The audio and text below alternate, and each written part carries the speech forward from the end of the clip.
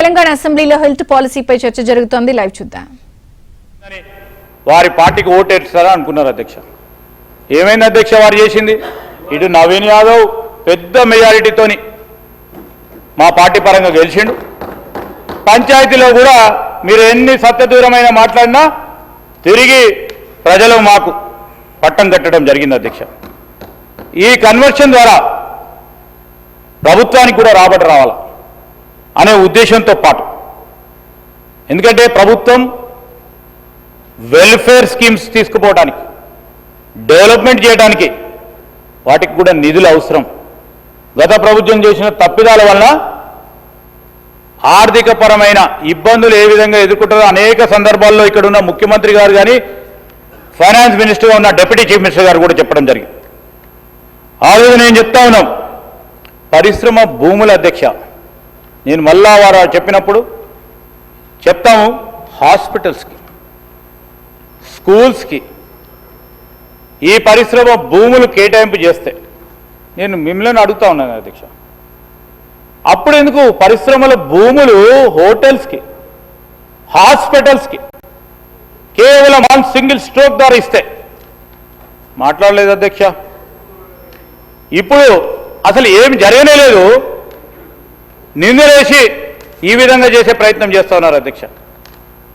ఈరోజు నేను ఈ సందర్భంలో ఈ మంత్రివర్గ ఉపసంఘానికి సంబంధించి మేము రాబోయే కాలంలో ఈ పాలసీ ట్రాన్స్పరెంట్గా, పారదర్శకంగా భూ వినియోగ మార్పిడికి సంబంధించి మేము పెట్టే rules, I'm standing and putting this viewpoint before you, honorable speaker sir, it will be the very transparent policy adhyaksha.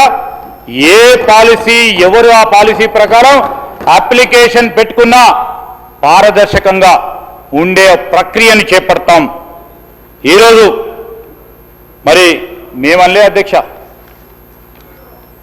పరిశ్రమల భూములు, వ్యవసాయం, నివాస ప్రాంతాల భూములు కమర్షియల్ వినియోగానికి అనుమతిస్తూ గత ప్రభుత్వం జీవోలు ఇచ్చారని ఆ ప్రభుత్వానికి సంబంధించి నిన్ననే రాజీనామా చేసిన గౌరవ సభ్యురాలు మాట్లాడింది. దానికి జవాబు లేదు. ఈరోజు ఆనాడు ప్రభుత్వం అక్రమ భూ వినియోగ మార్పిడి వ్యవహారాలపై ఏ విధమైన విచారణ జరిపించాలో ముఖ్యమంత్రి గారు నిర్ణయం తీసుకుంటారు. ఎవరిని కూడా వదిలే ప్రసక్తి కూడా లేదు.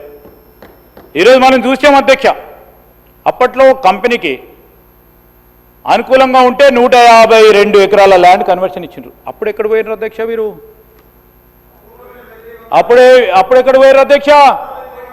ఏం సార్ మీరు మాతో నడిచినప్పుడు, మీరు నాతో నడిచినప్పుడు sir, I'm a witness in this house అధ్యక్ష. I'm not speaking out of air, I'm telling you with lots of conviction అధ్యక్ష. ఈరోజు మేము చెప్తా ఉన్నాం, అనేక ఇప్పుడు మీ జిల్లాకు సంబంధించి నేను చెప్తా ఉన్నాను అధ్యక్ష, మా సోదరుడు బాగా మాట్లాడతాడు, బాగా ఆలోచన చేస్తాడు అధ్యక్ష, రాజకీయంలో ఉన్నాడు, సరే ఇక్కడ ఉండేపోయి అక్కడ ఉన్నాడు. కానీ ఈరోజు మంచిర్యాల పరిశ్రమల ల్యాండ్కు సంబంధించిన కన్వర్షన్ ఇచ్చినప్పుడు sir, we have all the details, we will be supplemented with government officers అధ్యక్ష. Information will be having, that is the greatest advantage being in the government. You're not speaking out of air. నేను ఈరోజు చెప్తా ఉన్నాను అధ్యక్ష, లెక్కాపత్రం లేని అనేక సందర్భాలు వారు తీసుకొస్తే నేను మీరుకున్న ఇప్పుడు మాట్లాడుతూ ఉన్నా ఒక్క అడుగు మాట్లాడినా ప్రజలు హర్షించేవారు.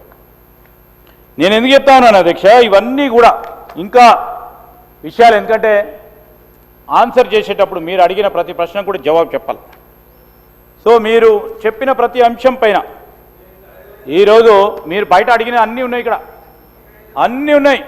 మీరు బయట అడిగిన దానికి సమాధానం కూడా, లోపల అడగబోయే సమాధానం కానీ, మా గౌరవ సహచరులు అడిగే ప్రతి ప్రశ్నకి ఈరోజు నేను మీకు తెలియజేస్తా ఉన్నాను.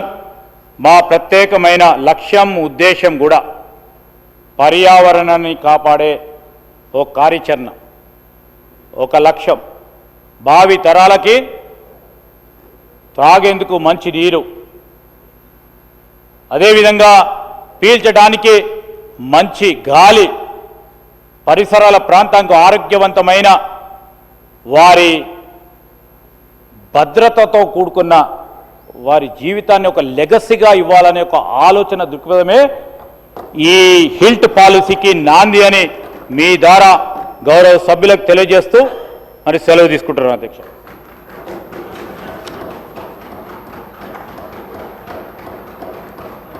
ఆనరబుల్ డిప్యూటీ సీఎం గారు రెండవ షార్ట్ డిస్కషన్ను Telangana rising 2047 aims and objects మీద చర్చను ప్రారంభిస్తారు.